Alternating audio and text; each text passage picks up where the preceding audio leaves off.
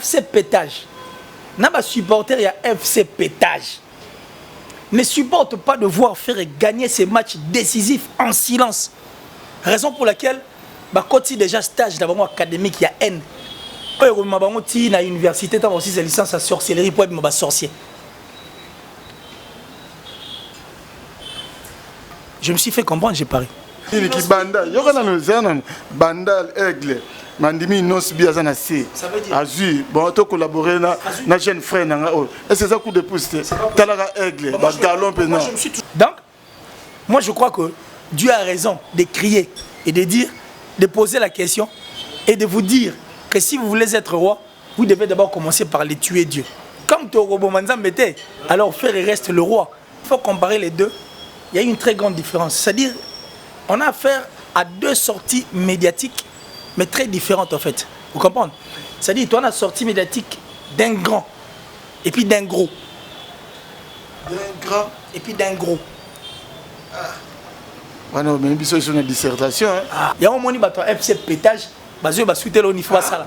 FC Pétage, il y a supporter na bango. Mais c'est 20 ans de métier sans être à jour. Coopérant, sorcier quoi, les sorciers qui pensent que la sorcellerie était travail d'équipe. FC Pétage, dorénavant. FC Pétage. L'album Dynastie est bouleversé, donné.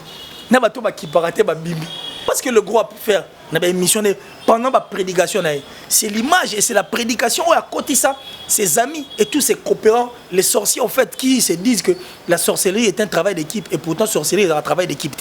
C'est ça le problème du gros. Le gros veut nous faire voir, on dirait la musique, la musique marambébélé zalaté. Or, pour une fois, la musique, il a dit veste nango, obiso tuebe la ramo. C'est-à-dire quelqu'un qui est venu à la télé pour parler de l'art. Il est venu parler de son art et de son album. C'est de ce qu'il a pu donner dans la musique Nabiso, qui est sa touche, son empreinte par rapport à la rumba trap. Et puis tu as l'attitude d'un grand sur le plateau. Aïe que musique et ça le roi Moussala Nzambe. Na Moussala Nzambe bachara no mara Nzambe ne siga liboso o etira le repose Samuel le roi Matabis. C'est comme ça avec Ferrego là. Le gros veut nous dire que notre musique etira là jamais kozala ouverte. Que notre musique etira là jamais kozala urbaine de Toloba. Or urbain c'est urbanisé, n'est-ce pas? Et puis quand on dit une musique qui est ouverte, c'est qu'on va grand calé kalata ba no beta na poto devant les Français. Il y a des Français pénal d'origine. Les autres, non, Nigériens, il y a poto naturalisé. Il y a Français pénal grand calé loin matière de venir guitare à sauver tanzé mon aki Congo s'il vous plaît. Azo sauter pénal grand minderi na Hollande. Si on a une question dans la c'est la musique ouverte ou fermée? Tu vois l'image que ces gens nous donnent. Un gros sera prétentieux, un gros sera hautain, un gros sera jaloux, un gros sera raté. Bateau bazana et bazana bateau mususu. Et puis un gros a raté la vérité.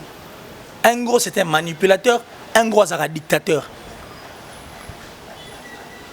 Et puis un gros c'est la yeah. Donc Ferrego là on levé en nous au fait c'est complexe. Et si le mois pèque à la complexe on a mutué à faire répondre à la pénalité. Il y a un money et payer cash. Une personne qui a moins dépensé tout le bango bon, mais nous a donné un produit parfait, des featuring parfaits. Il nous a chanté avec Ferrego là, mais c'est du lourd. Rebopé Soazana 4, il y aura Ferrego. Un artiste qui a d'abord compté sur lui et sur ses frères d'ici. Pour le big, vouloir ou pas, nous ferons mieux. Qu'il est tout ce qu'on a vu, mais oui, bien sûr, fan chemise noire kitoko, masque, montre, banini. Ça $50 et ça la makam nango. Ça $50 et ça la tukango na bena ça 50 koto yo acti du net. 300 yo ça 50 yo pena ba kabola yo pena katikati. N'habite ce que yo kaki ndenge le pharaon à lobaki yango et par rapport à Michel Salaki ba audio, il y a ba audio yo circuler pour comploter des kings. N'habite ce qui dynastie. Et ceux qui dynastie, ceux qui fait rigoler les lobes, dynastie ça va, mais n'évitez ce que bang ça wapi. Et puis, j'ai même parlé du mensonge, parce qu'on a eu à déceler beaucoup de mensonges au sein de cette sortie médiatique ratée. Et na Katiwana, le gros a un album sur les marchés, 2 voire même, et puis ils ont préparé featuring. il a fini toute une émission de plus d'1 heure en train de parler des autres que de lui et que de ses œuvres et que de son art. Et le gros derrière lui, il traîne toute une presse qui aujourd'hui, je parie qu'il y a eu une question, il y aura une question pareille où il y a tout répondre parce qu'on a peur de personne. Et puis, autant que on n'a pas froid aux yeux. Moi, je suis fier de le dire que je n'ai jamais vendu mon cerveau pour l'argent. C'est-à-dire, aucune fois. Et pour rien au monde, on a un cerveau, moi, je resterai vrai à vie. Et je resterai homme à vie. Story à la carte à Dubaï. Story à la carte à Dubaï. Il y a un chapin plein de grâce à Makambo qui faut au temps olympique. Donc, il y a la carte à Londres, pas Makambo. Et c'est bon. Pour tout n'attendre pas baquer dans Mbunda. Pour tout bêta. Pour comprendre quoi. L'identité very strong. La carte à Dubaï. Deuxième volume, il y a émission Oyo Tolaka qui va abonner na biso ke donc tourner na killer si donc deuxième volume yango donc merci partout dans le monde ici kawapi bozwami ba fidèle internaute au bomesana kolanda bongo Historia avec Didier Nzita very strong humble serviteur na bino émission Historia oyo bolanda bongo na Congo 24 TV. Et si Kawapi Tozalaka Mobimba, déjà comme annoncé, Tozabongona Killer si poto mega copé c'est là par rapport à l'actualité ndenge et là. Na niveau il y a internet, laissez-moi déjà dédier cette émission dans les big managers, les motivateurs de tous les motivés, né chapine du plein de grâce dans Katia Paris, na Sanité, l'ami fidèle, il y a Jésus de Nias, Ferregola, Missa Poutine.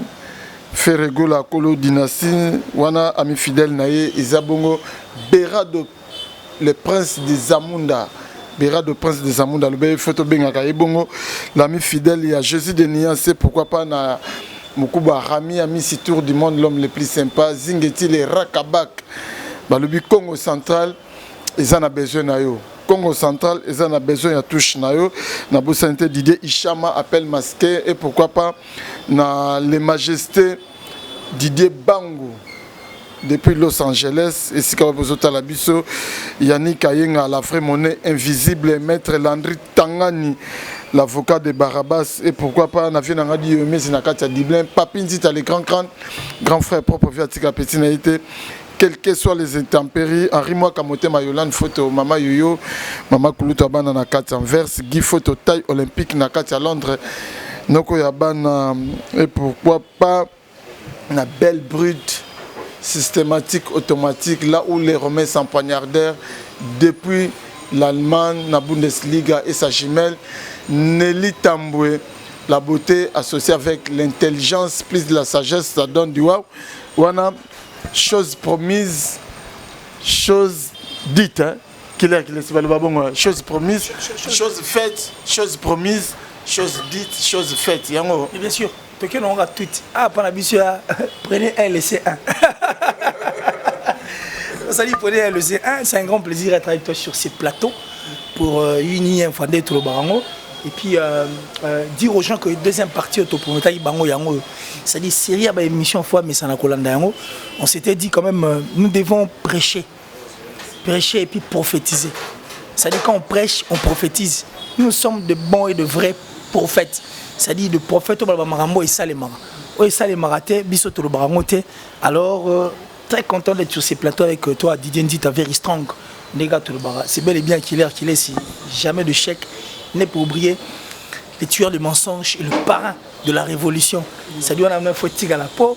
À chaque fois, on a bimara. Surtout Mina Dilenzita. Et bon, tu as makam. Parce que bananinde, basa ba kolo ba émission. Bananinde, basa lara ba émissionnette. Tu vois, on a plateau aussi à la biso bien. Donc merci à vous tous. Merci en tout cas à tuto balingara biso et ceux-là qui continuent à renouveler leur confiance en nous. Là, je pense comme ça.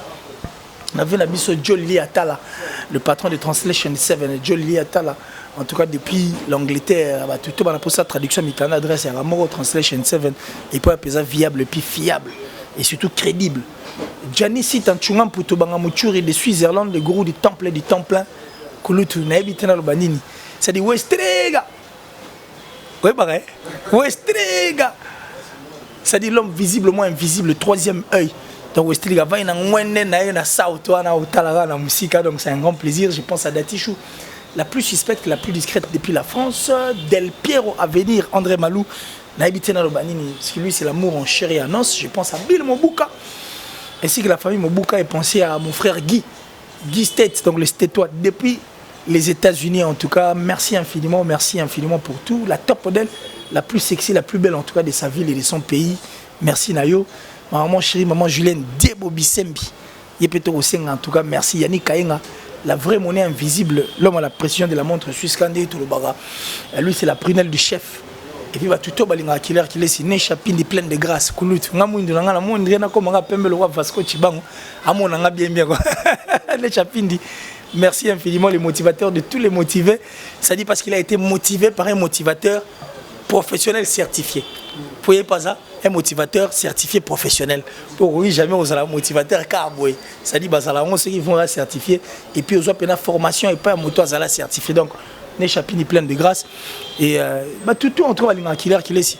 Moi, je les aime infiniment. Ma maman chérie, maman Julienne Diebo depuis les États-Unis. Elle a bien fort. On est là, un clin d'œil aussi. Dans le restaurant Bisson à Lyon, chez Vieux Sims. Balobine à Lyon. Hein? Bisson à Bisso. Comment on a Bisson à Bisso chez Vieux Sims. On a les pacificateurs na bien donc mutumoko social, très social. Donc viens dans Sims dans restaurant Bisson à Lyon. Balobine à Lyon, restaurant à la Ramoko. Bisson à Bisso. Et pourquoi pas na mon ami personnel. Papi quoi la différence. Il n'y a pas l'élan Dieu qui est signé restaurant. Papi quoi la différence. Toi-même tu sais, il était comment. Qui est mais déjà salut Ndeni. Tu es aussi là. Tu es comment. Sougana Charlie.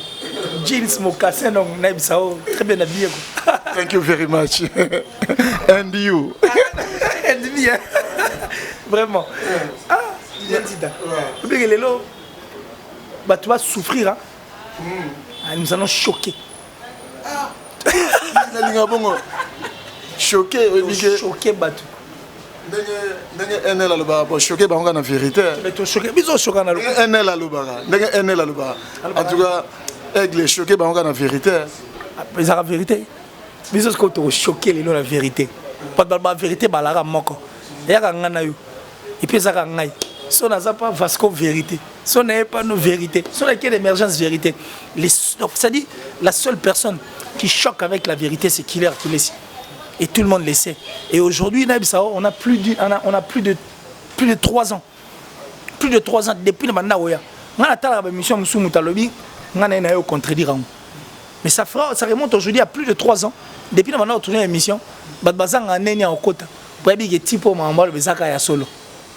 C'est-à-dire la lumière, la torche, lampadaire, ainsi que la lumière publique de Touloubara. Moi, je suis fier de le dire que tous mes miens ont quand même sur Internet. Au début, c'était compliqué, mais aujourd'hui, tout le monde est d'accord. Les gens sont vraiment d'accord et ont beaucoup appris. Namakambo biso tué nango, bazo sala peka nenge biso sala. Et bandela émission na biso. Et puis toi on a 2 émissions moto sala na telle émission na oh. Mais oh ezaka ngai na nzita ba changer de bateau. Ba sala mo ka nde biso sala ki. Na makambo to ba ils vont répéter ka wana ka. Oh mais eux ça non ngana di nzita ti. Ba changer ka nde bateau. Aujourd'hui nous allons choquer par la vérité. Par la vérité mais lelo et ça le gens ni passer na si au mona na ba commentaire ba te belé. N'évitez tout la gare sous le temps tout le baïga non. Deuxième partie les alliés comme il a dit d'enzi ta appelle mais deuxième partie mon colonie le jour J en deuxième partie mais c'est déjà comment que bateau ba comme peut causer la que nous sur la qui bateau ba comme peut causer là et c'est déjà si ça m'a fait du bien et ça nous a fait nous tous du bien. Pourquoi? Parce que et le autant to bana on a faible commencement la biso ba pas ça biso chanceté hein ba pas ça biso chanceté. Au contraire, nous étions devenus comme étant la cible à Batebele. C'est-à-dire que nous avons de façon que mais aujourd'hui, on va comprendre que oh, Marambati pour la bande le bondreze à solo. Tant balandi de près, va comprendre que biso tendant le caca vérité et ça dit que va renouveler confiance dans bango et pas na biso. C'est un grand plaisir. Pour toi outil musique pour toi comme ah, toi la capé batu, ba c'est la pe biso pour toi ko ba makambo biso toi nango. Donc c'est un grand plaisir et ça dit bien. Et je remercie toutes ces personnes au Basila qui biso et puis on va continuer à la biso. Je crois que notre travail d'aujourd'hui, c'est un travail qui doit l'avenir et au pays vouloir na biso et au sala que même biso tozate bandeko mususu balandaka biso basepelaka to sala ba continuer dans le chemin ka eux et puis chemin aussi la tête pour l'idéologie elle est bonne pour que notre culture elle la sauver et puis elle toujours. Tu vois ce que je veux dire? Donc moi je crois que c'est un grand plaisir et on remercie tous ces gens et puis to sengi penza mais merci parce que ceux qui y étaient des maramnyo so el ngai za la tête quoi. Quoi. Voilà, qu'il est si donc batunyo so na si bazota la biso mais la deuxième partie na lingaki na kenongo boyo. Toutayi kota la dernière sortie médiatique. Il y a fait rigola et puis si biso pe matière na linga to comparer on va passer qu'on le veuille ou pas. Tant que banzo la ba kamoto ba guerre ala ki o Werason o JB Mpiana. Il y a ceux qui côté au JB ba sala lika moment boye. On a ba uluga ba Werason et de vice versa. De aller bon de côté to landa ndenge faire auto ça la dernière sortie médiatique na o tu le gars pas ya Willy Kayembe. Si on a le but de me comparer parce que Aigle pas aussi la dernière sortie n'est pas Popol Mpasso là. Si on a comparer qu'il est ce qu'on compare dernière sortie il y a Aigle après il y a Jésus de Nias il y a fait comparer. S'il faut comparer les deux, il y a une très grande différence. C'est-à-dire on a affaire à deux sorties médiatiques mais très différentes en fait. Vous comprenez? C'est-à-dire toi on a sortie médiatique d'un grand et puis d'un gros. D'un grand et puis d'un gros. Ah non, mais c'est une dissertation. Hein. Ah, donc, un gros c'est qui? Un gros, c'est celui qui veut faire des choses selon lui, mais un dimisango batuke et zayango. Un gros sera prétentieux, un gros sera hautain, un gros sera jaloux, un gros alingara te, bato bazana et bazana batu mususu. Et puis un gros alingara te balobane vérité. Un gros c'est un manipulateur, un gros c'est un dictateur. Et puis un gros c'est la yé. Mon discours de différence. Mais un grand maintenant c'est qui? Un grand c'est celui qui parle plus namarambo yé ayebi. Namarambo yo amonara. Et puis alobelara la vérité. Namusalo ya sala. C'est difficile de voir un grand venir parler du mal des autres. Et c'est difficile de voir un grand venir dire des choses fausses en fait à la télévision. Et c'est difficile de voir un grand parler dans Marambo et habité. Et puis un grand, c'est une personne qui vise loin et qui voit loin. Et un grand ne parle pas trop. Au moins une différence. Sur le côté gros. Je t'ai parlé de la prétention, je t'ai parlé de l'orgueil, je t'ai parlé de qui m'as-tu vu, je t'ai même parlé de l'impolitesse au fait. Il manque, il y a respect. Il y a bateau basara musala nenge moronaye.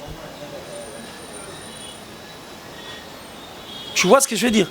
Et puis, je t'ai même parlé du mensonge parce qu'on a eu à déceler beaucoup de mensonges au sein de cette sortie médiatique ratée. Et na Katiwana, le gros a un album sur les marchés. 2, voire même. Et puis, ils ont préparé featuring. Il a fini toute une émission de plus d'1 heure en train de parler des autres que de lui, et que de ses œuvres, et que de son art. C'est ça un gros. C'est la langue de Misabatu. Et l'oro yazate, Batban di Mangon Makasi. Par exemple, quand on nous dit que Tangelanga, 2 bons, mieux que. Pour lui, il s'est dit qu'il n'a pas à part Azati. Et puis, il y a des mondes vivants de Nazabou et aucun artiste musicien congolais, s'il vous plaît. Atikala au salon, et puis Morota au salon. Aussi longtemps, Bissono Toranakin. Tout ça, c'est natif de père et de mère né Balobara. On a goûté la religion. Religion, on a rappelé de père et de mère. Total la TV, tout ce documentaire, tout ça la recherche, tout yeb maramde zala, total la luambo kala marambasala, total la beti masikine marambasala, total la funk la san marambasala, total la rochiro marambasala, total la bref batouana au bazala avant marambasala la musique na biso place au bakumba yango. Ils ont amené notre musique plus loin que tout. C'est-à-dire, ils nous disent, le gros veut nous dire, que notre musique est jamais ouverte, que notre musique est jamais urbaine. Or, urbain, c'est urbanisé, n'est-ce pas? Et puis quand on dit une musique qui est ouverte, c'est qu'on va grand calé kalata va norbet na poto devant les Français. Il y a des Français pena d'origine. Exact que non Nigérien mo bo akenda poto naturalisé. Il y a Français pena mo grand calé loin matia de na jouer guitare azo beta nzembo na ki Congo s'il vous plaît. Azo sauter pena nga minderi na Hollande. Si on wana nga question na tuna, c'est la musique ouverte ou fermée? Tu vois l'image que ces gens nous donnent. Ça dit que tout le monde est local, tout ouverte. Et c'est là qu'il faut tout le monde. C'est comme le dit Robert Ngandou. Ça dit les ducs. Hein, ça dit lui plus que Bateau Belé, donc le duc de 2 communes. Robert Ngandou. Ça dit merci Naye. Et s'il faut aller plus loin, il faut tout le monde musique ou on a peine. Et ça dit ouverte, il y a une musique bloquée, fermée. C'est l'image que le gros veut nous faire voir. Comme si notre musique n'a pas connu ascension. On dit la musique n'a jamais. Abeti Masiki n'a livré des concerts dans des salles mythiques. Et puis, non, la musique est commatée. Kofi Olomide a livré un grand concert dans Lincoln Center où il y avait des blancs à l'intérieur. Un concert visible. Et puis, le concert est tourné ça parce que les Américains sont des orgueils. Mais le gros veut nous faire voir que avant hier, après hier, nous avons tiré au salat. C'est une question à la tuni. Si la musique n'a pas urbaine, chaque artiste a urbanisé la musique. Et puis la musique n'a pas ouverte. Tu vois ce que le gros a pu faire pendant ma prédication. C'est l'image et c'est la prédication où à côté ça, ses amis et tous ses coopérants, les sorciers en fait, qui se disent que la sorcellerie est un travail d'équipe et pourtant sorcellerie est un travail d'équipe. C'est ça le problème du gros. Le gros veut nous faire voir, on dirait la musique, Or, moi je l'ai toujours dit dans beaucoup d'émissions, que le trophée on a tout place on n'est pas en train de contester tous les trophées. Il y a des ces trophées sur Moutazuango, même Yomo no le babna genoté à méritant. Mais ça, trophée me soupena. Il y a moi pena conscient bi que pena na mérité na ngote mais na zongo ka pona ça le fond na torturer batumsu. C'est l'image du gros. Le gros veut nous faire voir que la musique n'a pas fait ça ba followers n'a pas vu banine et tout consort. Ça dit le gros a désorienté. Il a désorienté complètement en fait vision. Oh ezaki na musique na biso. Allons on batuna art à côté batuna futilité. C'est ça la mission du gros. Il y a une mission que la sortie médiatique il y a gros devant son ami et frère de tous les temps puisque c'était un ami un club d'amis. C'est une sortie médiatique ratée parce que la musique n'a pas apparemment tout s'est détourné dans la vraie réalité. Donc on plus dans la futilité. On ne veut plus parler de cette musique née de Bangokala, n'est pas que la rumba congolaise c'est la voix et la guitare, le texte. Bisous tout le monde en suite. Et comme plutôt de la comédie. Ça dit tu trouves ton argent, tu te cherches un artiste moi aussi à Mbogani au PCA pour mettre ta musique aux obètes ça plus commercial pour intérêt na yo et puis aux obètes pour profiter dans horaire moninga après ça au 80% yo PC tam souvent des fois puis 90% PC à 10%. C'est ça en fait l'image et la mission du gros. Et le gros derrière lui il traîne toute une presse qui aujourd'hui je parie qu'il y a une question là, il y aura une question pareille où il y a tout répondre parce qu'on a peur de personne. Et puis, autant que on n'a pas froid aux yeux. Moi, je suis fier de le dire que je n'ai jamais vendu mon cerveau pour l'argent. C'est-à-dire, aucune fois. Et pour rien au monde, on a un cerveau, on a un bon. Moi, je resterai vrai à vie. Et je resterai homme à vie. Vrai à vie. Et puis, homme à vie. Homme à vie, mais qu'il est ici. La sortie, pour la sortie médiatique du gros qui était raté, c'était ça, en fait. Bilogo, on a la décès qui n'a qu'à. Bilogo, on a énuméré à moko. Mais qui est ici? Tu as tapé par rapport à la dernière sortie. Non, tu as une question. Sous question, pour moi, il y a une sous question. Mais sous question, qui est est-ce que en français, c'est lui qui ne veut pas de son gemme, on l'accuse de rage. Est-ce que on l'accuse de rage? Bon, moi. Est-ce que. Qui veut noyer son chien? Est-ce que ça te. Est-ce que Aigle n'est pas une émission? Est-ce que forcément il faut que ayemba par monsieur comme le oye alinga koyemba te kaka kobina mais ce peut kobina isa à tout pour nae. Est-ce que soit les émission n'est pas album sur du Tokos de Gold soit les émission fa banaka koyemba yemba ndenge faire à la soit les émission fa banaka koyemba. Est-ce que ça faut yemba kaka? Mais chaque travail en fait muto à chaque métier ils ont comment dire, ils ont une base dans non musique na biso base dans les arani voilà. Pourquoi ne pas chanter? C'est aussi une autre façon de faire la promotion et il y a l'album, ou soit c'est vendre encore davantage. Pour Moutami Teka. Et c'est à Salanine. C'est très important, il faut chanter. Pour Moussaloya le Blaroua, lesquels ils battent Zaranine. Koyembate, Kassi. Il faut y avoir sortir de Tigoyem. Il faut nous prouver de quoi est-ce que tu es capable. Pour Maramo et ça, les la musique, Nabiso. Maramo, deux fois, peu artiste à ça là. Oui, ils ont rappelé arnaque. Oh, mais bien sûr. Tant que fan non, bah album, non, bah sombi bah quitte. Tant que yo au bêta concert, bah pas yo ganine.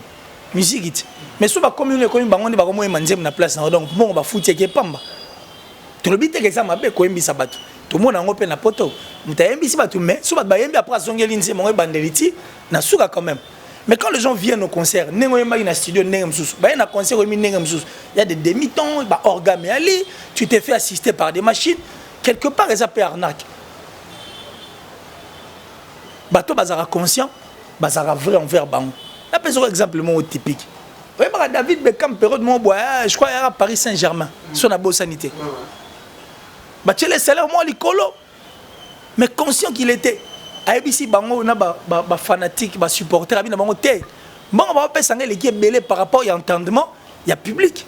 Parce que, ce n'est pas un monde, là, na sali bino musala nenga bino bo kanisa te et ça le escroquerie donc escroquer bino na nenga qui conscience n'évitez son à se faire comprendre voilà quand les gens viennent au concert doivent quand même venir vivre leur artiste ba yo rappeler artiste na biso a yembi a pesi biso le meilleur de lui donc au footing bon on pas mbater to côté et ça très important il y a mon ambition que ces gens savaient que musique na bango ne ba saliango mupandio etali kunga mupandio etali musique na biso rebu wati du Congo rumba na biso ne to lingelango. Ils sont faibles. Alors qu'est-ce qu'ils doivent créer? Il ne faut pas créer et la main na bango pas tomber la maman na taille na bango et la main est coquille na bango pour boy ma bango place sauter. C'est pourquoi je te dis qu'ils ont voulu désorienter beaucoup de Congolais, beaucoup d'artistes et musiciens. Surtout bato bazanga iba nerf solide.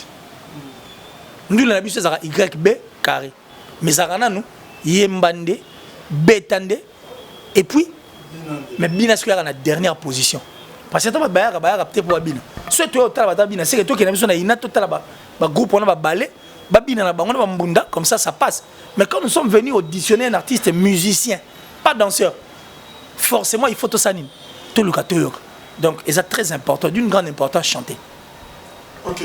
Donc, grand, au début, faire rigoler grand, dernière sortie médiatique, et là, on y a Bilo, on y a Capital, on y a Kangagi. Pour une fois, la musique, il a dit veste nango obiso toyebe la rango. C'est-à-dire quelqu'un qui est venu à la télé pour parler de l'art. Il est venu parler de son art et de son album. C'est de ce qu'il a pu donner dans la musique Nabiso, qui est sa touche, son empreinte par rapport à la rumba trap. Et puis tu as l'attitude d'un grand sur le plateau. Aïbi que musique, et ça le roi Moussala Nzambe.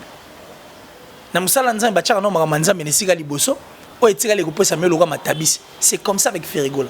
Ferrigola a toujours eu le souci de chanter na CD. À des fois chanter même au-delà na CD pour ses fanatiques, le golo et les gladiateurs. Et puis bateau balingara, la belle musique, la bonne musique n'est le baron. Tu vois. Et puis quand c'est un grand, tu sens une simplicité, une humilité en lui. Et puis franchise, il y a Moutoumou Aza vrai envers la musique Nabiso. Et tu as le souci, il y a grand. C'est-à-dire apporter des featuring utiles. Utiles pour notre musique. Parce que notre musique a besoin d'une force. Je veux te dire un truc. Oui, mais pour l'année, le Nigeria aujourd'hui, basa fort, musicalement parlant. Bango na bango. Attention au coopérana, oh on a été. Bon, ça la featuring na muto coopérana. Lelo o EPA cash. T'as le complexe au biso lata. Il y a des featuring à Libanda, surtout même Tassali, featuring américain, à scène français, donc il y a ça danger. Un complexe, il y a infériorité et là tabiso.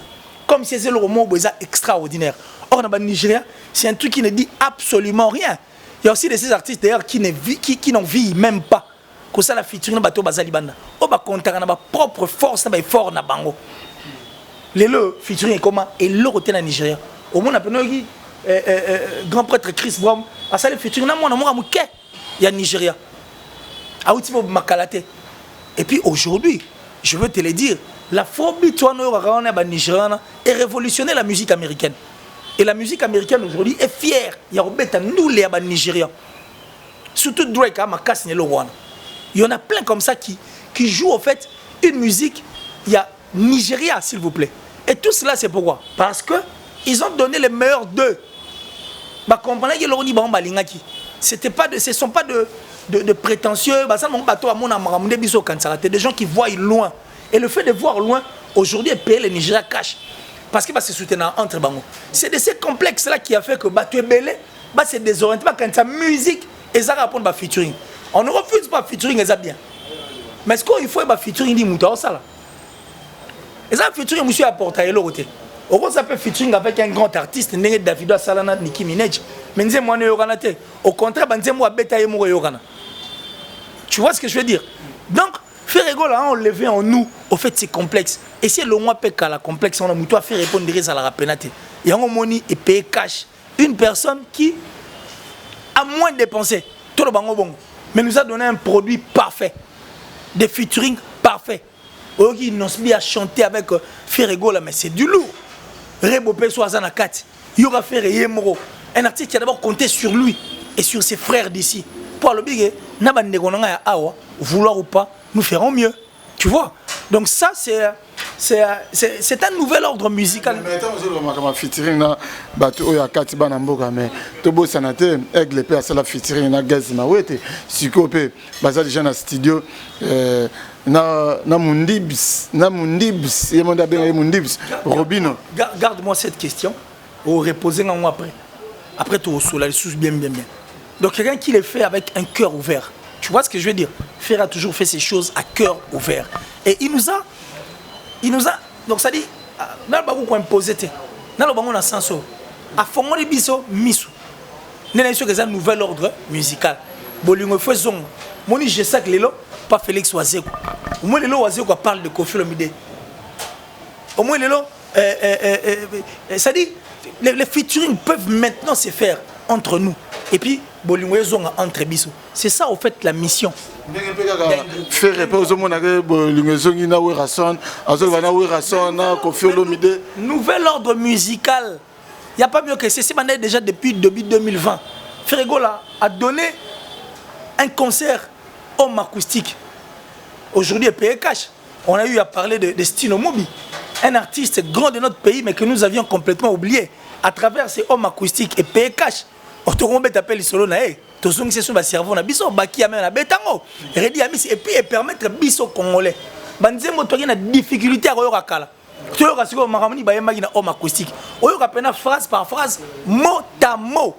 Ça c'est le nouvel ordre musical pour ne pas on ne fait pas marcher sur le nom de ces grands qui ont marqué l'histoire de notre musique Wenge Pelelo dynastie maintenant hein la forme mususu nouvel ordre musical.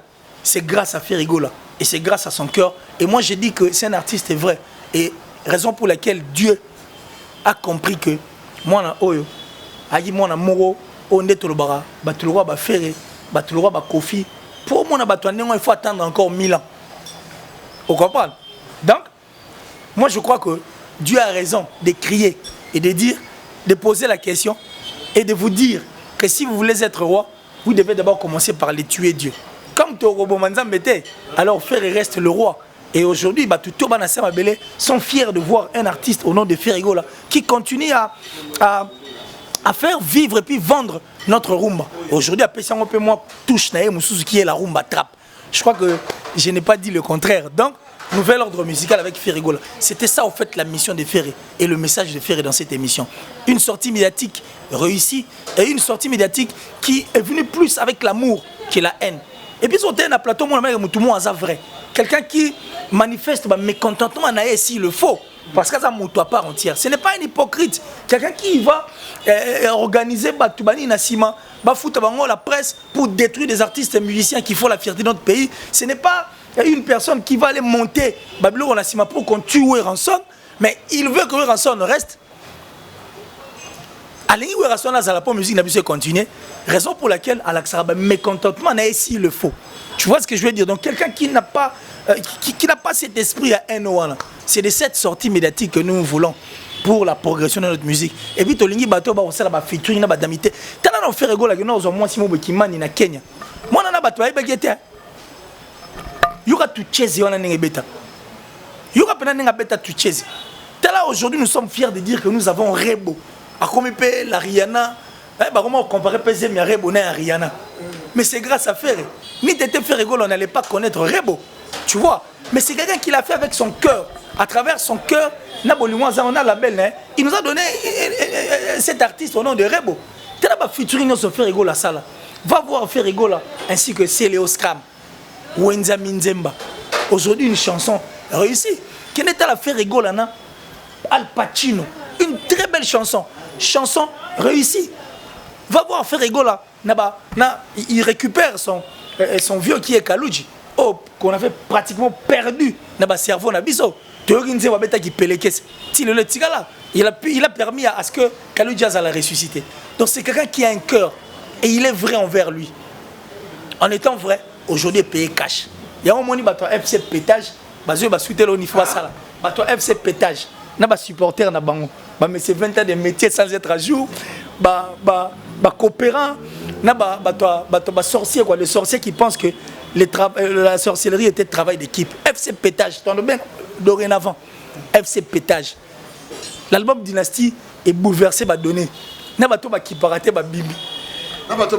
Pour revenir à ma question, on a tout dans le biquet non les lots est-ce que vous allez des trottés au taxi mutata mutangopa na mabena ils appellent des trottés to biquet à ça la peu featuring à ça la peu featuring na bande connaît ba congolais à ça la featuring pe na c'est le scram plus 10 orthothanasie à ça la featuring na gaz mawete siko pe bazo ça peut featuring na Robin Mundu n'est-ce pas c'est ma camion sur une photo boss ça n'a aucun qui l'air on n'a rien oublié ngas ko problème nga nini nga la culture fort.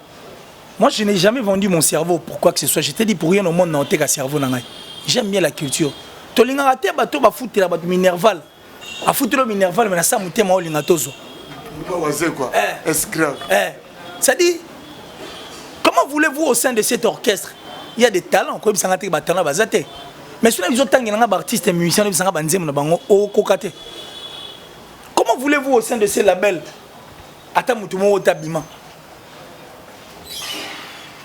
parce que la charité bien ordonnée commence par soi-même. On comprend? Ça dit tes propres artistes et musiciens, quand même, on parle de groupe d'accompagnement, mais bon, pour une fois, on a un groupe d'accompagnement qui est un chef d'orchestre, donc c'est une compatibilité, on a évité. Mais bon, pour une fois, on a un groupe d'accompagnement, mais on a un chef d'orchestre.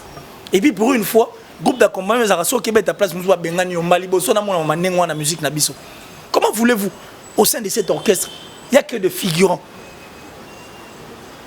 Autour de 5 ans, Balara n'a chance. C'est que tu es toi les raté. Attends, tout le monde a permis de les gars ils n'ont perçu mais ils sont dans un orchestre au biso tout et c'est le meilleur orchestre depuis Congo et Bandé Tkala aux Alati.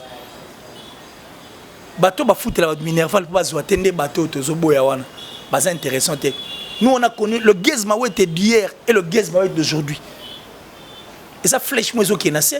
C'est un regret pour moi qui aime la culture, de voir une perte immense comme ça de Gazmaouet qui montait. Mais après ça peut coup de pouce na Inosbi. La chanson la moins écoutée et la moins connue, c'est cette chanson. Oyo Zolobana. On est à coup de pouce. Est-ce qu'on est à coup de pouce? Coup de pouce par rapport à quoi? Coup de pouce net nanine. Tout revenir dans le peu na likambo. Que les gens me traitent de ce qu'ils veulent, bon, moi je m'en fous. Il y a déjà aigle, il y a déjà ça aigle. Il y a galon, banini qui banda. Il y a bandal aigle. Mandimi Nosbi azana C. Azu, bon, to collaborer na jeune frère na. Est-ce que ça coup de pouce? Talara aigle, galon pena. Moi je me suis toujours posé la question de savoir on a fait moi j'étais fait quoi pour mériter tout ça? Qu'est-ce qu'on a fait là pour mériter ça? L'idée. Au moins, il n'y a pas de problème avec Inosbi. Inosbi était déjà une star. Est-ce que Inosbi a eu un orchestre à mon douter? On a une lunette. Oui, Inosbi a eu un orchestre à mon douter. Est-ce que Inosbi a un coup de pouce à mon douter? Mais tu fauteuil. Il y a coup de pouce, tu fauteuil. Justement, ça c'était quoi en fait? C'était un concours. À ça, la test était un orchestre à Moutou. Inosbi. Primo. Et secondo, un coup de pouce, c'était un orchestre. Et puis, qui m'a Moutou monté dans poto. C'est-à-dire, il était déjà Inosbi. Pour ce qui n'a pas de. Et puis, quand tu dis coup de pouce, il a eu à nous expliquer pourquoi ça la featuring. C'était cette société, il y a communication. Nemte Sengagi. Bazonga basa la choix artiste moko awa na mboka na biso basa na featuring po ekumba bango personne nga ekumba bango. Et c'est Inosbi qui avait opté le choix de l'artiste. Et ça a été fait, mais une chanson nulle, la moins écoutée, mais texte à bien. Imagine mon a balegi ça il y a Grand Hôtel pour dire que Inosbi et tout. Ouais bah nene ça et là on est ça là Inosbi qui tatina si a premier artiste. Ils ont contacté le manager de l'artiste. Parce que bah, on va à Grand Hôtel, on a fraîchement aux États-Unis. Et comme l'artiste, c'est un opportuniste, et puis c'est sa opportunité, il y a un niveau à Libanda, il y a Est. Il le savait que Inosbi était populaire au niveau Est. Et puis Inosbi na Est, soit c'est comme ça qu'il avait voulu s'appuyer na Inosbi pour soit comme et ça la effervescence. C'était ça la raison. Va vérifier, Inosbi est encore vivant. Manager Nazanan, Prince aussi est là. Ils ont supplié Inosbi dans la chambre qui t'a pas ya denga yawana. C'est quoi ça qui a un avantage à Nan? Il y a Inosbi tu as. C'est bien qu'il est sur pas de coup de pouce au zongo le ngobosana. Je te dis que le guest d'hier et le guest d'aujourd'hui, il y a une grande différence. Le Robin Omundi que j'ai connu hier na Oalelo, il y a une grande différence. Alors on veut des featuring vrais avec son cœur. Et ça l'a bien. Ça l'a bien, mais par rapport à Ferrego, la dernière sortie médiatique, Lelo, tant et puis on analyse qu'il y a un dernier moment, on a Ferrego, Lelo, c'est une guerre froide, na quadracora. Mais en pleine émission, Ferrego, au moins peut-être logique, et pas Kofi Olomide Albino, Kofi Olomide Marende, tout ça, mais Makam Oya Sala. Humilité, c'est un grand, c'est un roi. C'est un grand, c'est un roi, et puis c'est un grand esprit. Et s'il faut aller encore plus loin, Ferrego là, c'est un humain à part entière. Alors que ça a mécontentement, ce n'est pas un hypocrite comme les autres. Parce que nous sommes tous les que Kofi Olomide Marambo Basala, elle panzatero.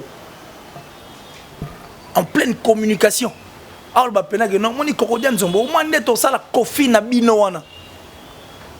C'est choquant.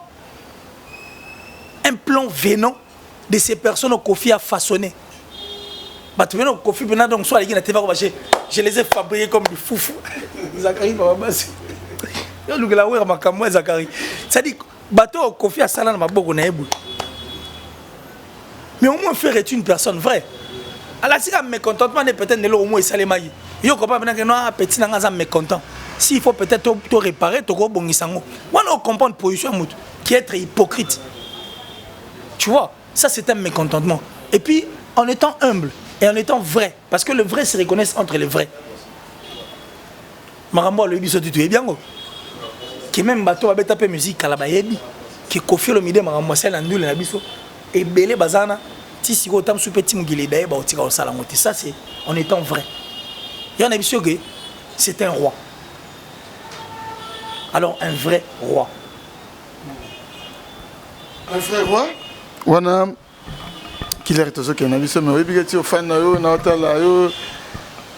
chemise noire kitoko masque montre banini ça $50 et ça la makam nango ça $50 et ça la tukango na pena ça 50 koto yo ka acti du net 300 yo ça 50 yo pena ba kabola yo pena katikati ya nebite soko yo ka ki ndenge le pharaon alobaki yango et par rapport à Michel Salaki ba audio il y a ba audio yo circuler pour comploter des kings nebite soko qui dynastie. Et ceux qui dynastie, ceux qui font rigoler les lois, dynastie ça va, mais n'évitez ce que bang en opé ça wapi. Bon. Comploter bon pour un concert à Moninga. Mais azala libre beta concernant le 29 octobre mokili hotel le matin de bino vous avez déjà recruté vous savez la campagne se pendant que déstabiliser artiste c'est pas monene c'est la fierté musique congolaise et qu'il est église et puis quand pendant ce garçon mon frère parce que ngana bio le lote qu'il est tu as déjà cerveau hein. Bon, moi je crois que la sorcellerie n'est pas un travail d'équipe. Moi je vais plus m'adresser aux Gaulois. Je connais l'homme et son jeu, le joueur et son jeu. Le Gaulois, Gauloise Gladiator, ne détournez pas votre attention. Pourquoi? Parce que FC Pétage, n'a pas supporter, il y a FC Pétage. Ne supporte pas de voir faire gagner ces matchs décisifs en silence. Raison pour laquelle, quand il déjà stage dans académique, il y a haine. Quand il y a université, il y a aussi licence à sorcellerie pour être sorcier. Je me suis fait comprendre, j'ai parlé. Allons-y, let's go. Ça dit, si tu es Hollande, tu vas dépenser, tu vas faire égard avec l'art qu'il a. L'ingéniosité, et payer cash. Aujourd'hui, cet album, et ça est bouleversé, m'a donné. Et ils sont très étonnés de voir tout ça. Donc ne le regardez même pas. Bon, quand on a dans son continuez à acheter, continuez à écouter votre album. Album est musique clipté. Rien que audio, raison peut ça vertige. Faire chanter comme un ange. C'est un ange qui a chanté pour les humains. Un bel album avec des titres. Et faire à roi restaurant. Si vous dynastie à roi menu. Kuna la carte. Olingi rumba zoa. Olingi rumba trappe zoa. Concentrez-vous dans la dynastie. Concentrez-vous dans la dynastie. Arrêtez de regarder à côté. Mais par rapport à la question que tu m'as posée là. J'entends à toi, Herbe. Il est quelle heure? Il est quelle heure? C'est Erizanan. Il a crédité Erizanan. Basangano ba ebele. Ngalinga bunda bitumba so baze ebele. Ya mutumba ko bena c'est. Na ko kango te basangano ba ebele après na oya. Mais par rapport à audio, autorité non moi c'est moko soi-disant Aza maîtresse moko ya Jésus de Nuance à Kebisi Keba comme autre que ça l'analyse il y a dynastie sinon te chaîne ba ko bloquer ngo Erizanan Didier. Erizanan. Moi je connais Naebi. Erizanan. Naebi. Erizanan. Erizanan tu l'as qu'il est tout son na orchestre Erizanan Erizanan. Na oya na ngai na oya la ngba bombeli. Mambol bebe bingait. Mambol bezali mais Erizanan. On est sur comment la rasu ba troisième partie. Erizanan basangano ba ebele na basangano ebele ngani nga basale ebele. Basangano bosangana bokota bosangana ebele après nga na oya. Te Erizanan didenzita. Ah Erizanan ebele. Ero batbazana concentré. La dynastie, soyez concentrés, faire est en train de gagner ces matchs décisifs en silence. Le FC Pétage va regarder. Ma supporter va péter. Le président FC Pétage a pété. FC Pétage a pété. Ça dit, Bosangano, Erizanan. Basangano, Belé, monsieur 20 ans de métier, coopérant. Les sorciers qui pensent que la sorcellerie est un travail d'équipe. Bosangano, Belé. Non, Erizanan. Donc, par là, Belé. Et puis Basoloba que ai faire marqué 5 ans au Yafandaki et Banzemo pas bimisi et que jeton est bela ti baoloba na que non qui veut être roi si tu veux devenir roi il faut me tuer le bien ça déjà et ça jeton oyo ya boké moi le FC Pétage va anen FC Pétage il nous bien ça la clip na Tchakuna et FC Pétage n'a pas supporter Inda impoli si au rapport ni les entre artistes n'a perroquet c'est ça le problème FC Pétage par manque d'actualité tellement que leur machine est devenue folle parce que boussole il y a machine dans mon perdant nord nous on va qui partait la naranios voilà ça FC Moussa la FC Pétage baluki sko si na mutu a mutu libandi ba ozwate nous on va comment créer ba blog on va créer blog on va mike ba créer. Il y a Mickey pour détourner l'attention des Gaulois. Les Gaulois, soyez concentrés. Ferrez-vous. Vous gagnez vos matchs décisifs en silence. Bon, si quelqu'un va tomber à côté, stage académique, il y a un an. Si vous avez sorcier, vous avez savourer l'album, 5 ans sans album. Auditionnez votre album. Vous avez l'album, on a une réédition, on a bani. Bon, qui peut nous suivez votre artiste en silence. Ferré vous a déjà fait cet honneur. Vous avez votre album sur le marché. Continuez à consommer Dynasty. Bon, il y a un bon play. Bon, il y a un streamer pendant ça dit bon somba, sauf moins ça va CD ba non, bon somba pendant ça la bien quoi. Donc voilà. Vous avez consommer. Bon la distraction là, on va pas en parler. Pour plus orchestre tu vas besoin $50 ba loso. Total on a TV toi yo nanga. Total a rendre ba lo bat. Ba futa nga mbongo pona finga faire. Sur le long écoute comme il fait faire na mbongo là te. Faire après na mbongo ça featuring te. Allez na mbongo là te pardon au foot abat. Ah ça comme ça na donc FC pétage j'ai pété ba. Celui R yango ba no penza que qu'il est si. Et né qu'il est fan révolté. Et puis que bateau ba ota ba émission et puis ndenge ba taxaka yo. Et né donc là on est sur le bon. Ils sont libres de penser na bango bonga na quand on la kadineni. Na ça va mettre que seul artiste musicien congolais. Surtout la génération où à Rolo Baké, Azana ba fanatique révolté à la ka faire rigola. À part faire rigola mutu muso à Rolo Bangote. Pour tout le monde on soutenir l'artiste pour faire mal à faire. Parce qu'il va supporter départ à faire été. La seule personne et le seul artiste qui peut dire que boza ba fan révolté à la ka faire. Point barre. À part mutu muso azate. Même Mister Poutine a bien aussi les scram. Est-ce que les nations ont une question? On a vu que les gars n'ont pas calmé. On a vu que MOP aux Alaga et pas à quoi Dracora. Dans la émission au Mirage à Lobaga, tant faire à côté de quartier latin au senti non ceux qui quartier latin dans un concert, bazo comme non Kofi Olomide et Kofi Olomide fait rigola et les quartiers latin en concert. Parce que le notamment faire à côté de quartier latin. Donc, c'est une place mondiale plus supérieure par rapport à la mission de ce balai. Kofi Olomide a bien fait rigoler empereur. Ligue des champions. Kofi, en dehors d'être un grand artiste, en dehors d'être la légende, d'être un grand, c'est un dénicheur aussi de talent. Et puis, il a une vision d'aigle. Parce que Kofi est un vrai aigle. Ce n'est pas un aigle aveugle. Non. C'est un aigle qui voit. Aigle aveugle Bali. Ouais, bah aigle aveugle Bali. Kofi, c'est un aigle qui voit. C'est pas un aigle aveugle, Kofi Olomide. C'est un aigle qui voit. Pour preuve, les autres romans bêtent à l'issola Cindy le cœur. Tu as tu bêtes à l'issola Jordan Koussa. Mais tout tu es un artiste, tu es un quartier latin des Alara. Est-ce que l'artiste va y bête à peine à quartier latin?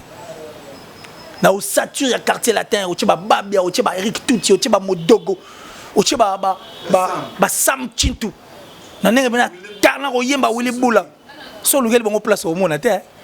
Ata pe surtout na quartier latin ezaki tant ba bourreau ba kei. Tant ba sali attentat. So lugel bango place pour on a ba Mustapha des grands chanteurs. Mais justement, je suis là où toi tu es. Nina comment on a pour expliquer, pour l'accès au Kofi Olomide c'est un aigle qui voit. C'est pas un aigle aveugle. Parce qu'il voyait loin. Nous on est imposé artiste place one. Parce qu'il voyait loin. Nous on est imposé Jordan Koussa. Et aujourd'hui tu comment pour mettre sur Jordan Koussa. Pour ça artiste a mérité une place one. Bon, bref. Tous on ici on a marambo autour de balanga par rapport à Firigola. Kofi c'est un aigle qui voit et puis qui voit très loin. C'est normal. Qui a sur la négon avec Ferregola. Et puis il y a un biso. Sauf moi le bigola que ça Ferregola massé aux Andoki. Et puis il y a un biso que empereur Ligue des champions. C'est Kofi, c'était pas moi. Kofi c'est un aigle qui voit. C'est pas un aigle aveugle. Merci qu'il est sur vraiment toujours chité na biso mais qu'il est ici. Réaction nous c'est là tant tout à l'heure vidéo moi circulé na internet et depuis les États-Unis fabrication en pleine répétition et on yogi penage no chemin ngweri open a pesimbote depuis les ISA na pe akimite te yazanan alors bibena na pesi pakistanais mbote Robino Mundibu. Et puis, à l'Ubia, la reconnaissance. Est-ce que c'est la reconnaissance? Pakistanais, Robino Mundibu, à PC Mbote. Bon, on dit la musique, bah clash ça bien. Moi je l'ai toujours dit. Mais il faut savoir qui clasher et qui n'est pas clashé. Tu vois ce que je veux dire? Chomi, merci à lui. Mais il doit ne pas cesser de remercier Robino Mundibou. Parce que Robino, il a un faible commencement, il a une difficulté au son, il a remis la même bien. Mais il s'est sacrifié pour que je passeport. C'est déjà un acquis et puis un atout. Alors, ceux qui aussi ont évolué place Mzouz, continuez. On n'attaque pas le père. Et c'est très dangereux. Il a eu une carrière où il a moulaï, où il faut ça. Il s'est sauté quand il a pas Fabregas libella na libella parce que tout le monde va bien filer bakenda. Biso to yora pena Ibrato Oyemba pena Fabregas pena Katia silence. Le chef chante. Aujourd'hui Ibrato est président au sein de son orchestre. D'abord chez le père qu'on a ils ne sont plus Dada Neymar Saint-Théona bina filé bazate lelo. Donc c'est que Chomipe a aucun. Tout yora même qui ba Kenny Nambonda, qui m'a poto, qui m'a sur 4 ou 5 musiciens. Kenny Nambonda. Et puis tu es na christianisme solo. Aux États-Unis, merveille. Tout la mousse Yazaza. Vous comprenez? Donc c'est pour dire quoi? Que Chomi doit garder sa personnalité. Et puis il faut garder bonne naïe.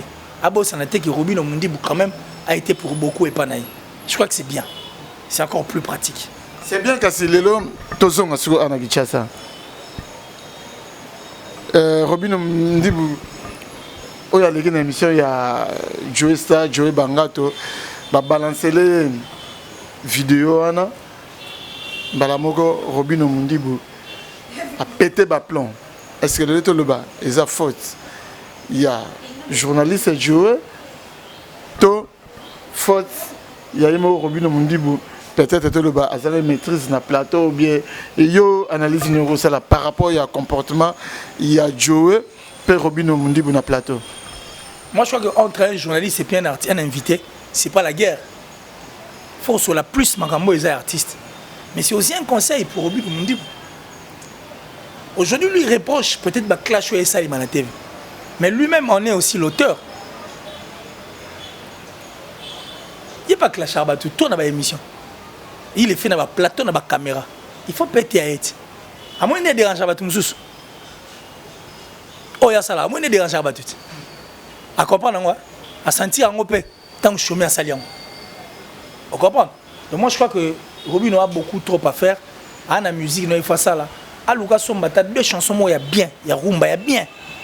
À Bête, dans le studio, à la promotion.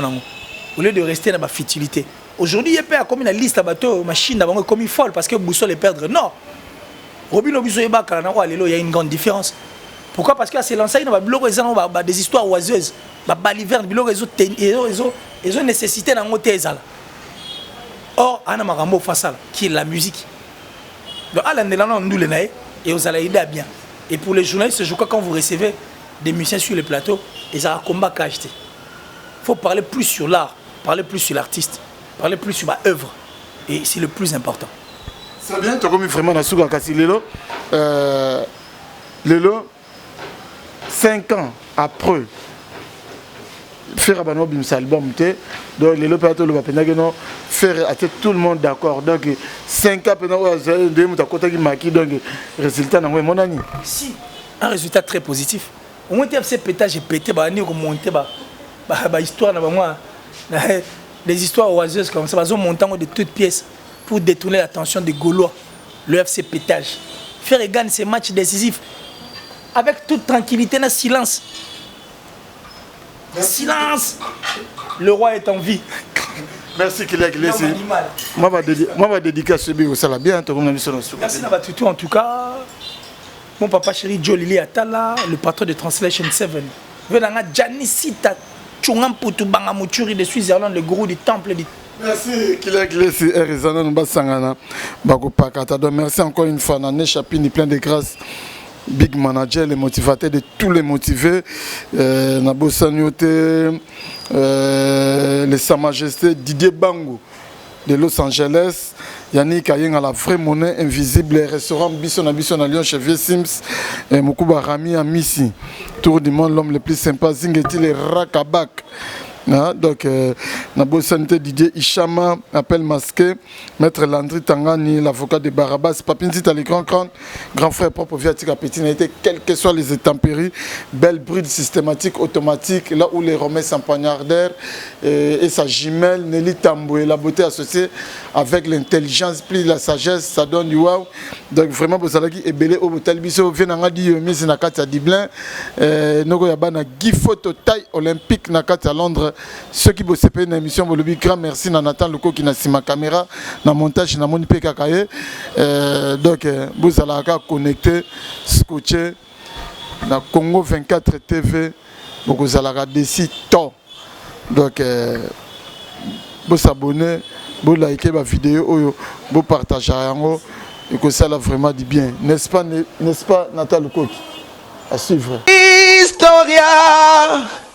Lisolo ya litoite o kasi ya bilili tokomona tokotala elengi monde entier.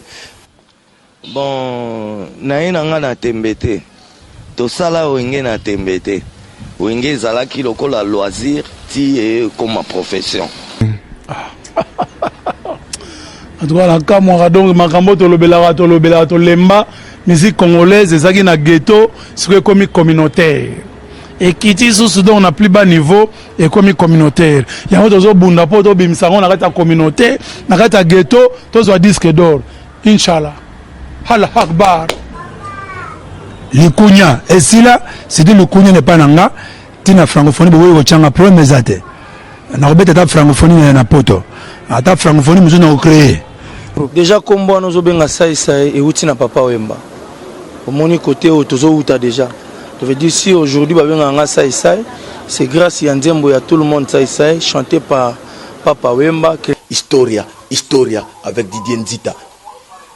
On remercie Soussou Ouera son droit de la forêt au Léona Minito Didier na kosa ote ba miseno somona ba yaka ba lobaka passeport à liboso Ouera mtabimise la biso so soit liboso pa babo nane na ba fête ya ba première communion d'abo e ba ke Ouera to liango so so musaka mampata mutalamba ka ba musicien au mona kana ba fiba misapina maboko na makoz dans les tout puissants Nzambe mokonzi ye mutasala ga ba destin e ba ke yo za journaliste et comment que ba Dubai pa pamba ba journaliste belé pe bazokende kasangulu pamba pamba